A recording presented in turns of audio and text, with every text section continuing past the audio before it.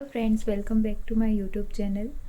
तो आज हम बात करेंगे मेरी छोटी सी बेटी के बारे में, क्योंकि मेरी डिलीवरी का टाइम अब पास में है और मुझे सबसे बड़ी टेंशन इसी की है कि ये कैसे रहेगी मेरे बिना। तो कुछ समझ में नहीं आ रहा है क्या करना है, कैसे करना है। मैंने इसके पापा को बोल के रखा है कि आप 3-4 दिन हॉस्पिटल में ही रहना, पर देखते हैं अब क्या होता है, क्योंकि ये मेरे बिना बिल्कुल भी नहीं रहती है।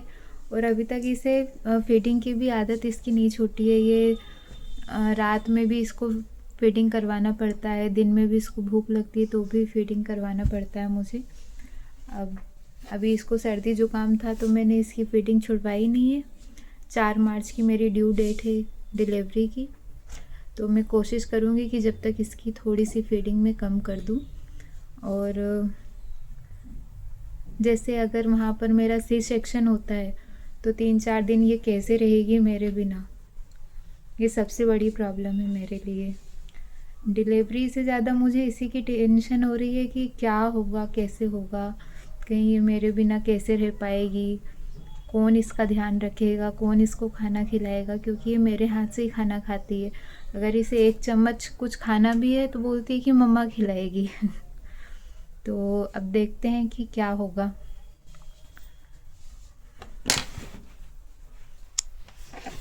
तो जो मेरी पहली बेटी है और उसमें और ये डिलीवरी में 2.5 साल का अंतर है, तो ये भी अभी ज़्यादा बड़ी नहीं है, छोटी ही है।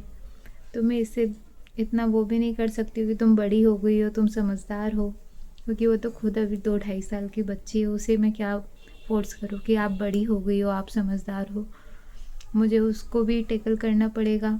मैंने सोचा है कि मैं हॉस्पिटल में छोटे वाले बेबी को तो किसी को भी दे दूँगी, पर मेरी अनवी को मैं अपने पास ही रखूँगी, उसको अपने पास ही सुलाऊँगी मैं।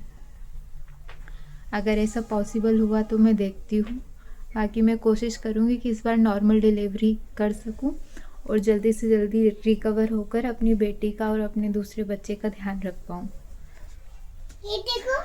हाँ, वेरी गुड। ये देखिए मेरी बेटी ने ABCD लिखी है। Very good. मैंने आज लगा।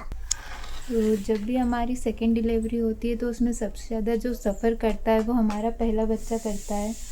तो हमें इनका ही ध्यान रखना पड़ेगा कि इनका कौन ध्यान। वो दादी के पास भी नहीं रहती है, ना उसे कोई और चाहिए, या तो मम्मा चाहिए या पापा चाहिए, पर पापा को भी जॉब पर जाना होता है। तो देखते हैं कि कैसे सब मैनेज होगा। पापा भी छुट्टी लेंगे 1 हफ्ते की, हॉस्पिटल में रहेंगे अनवी के साथ में, है ना अनवी?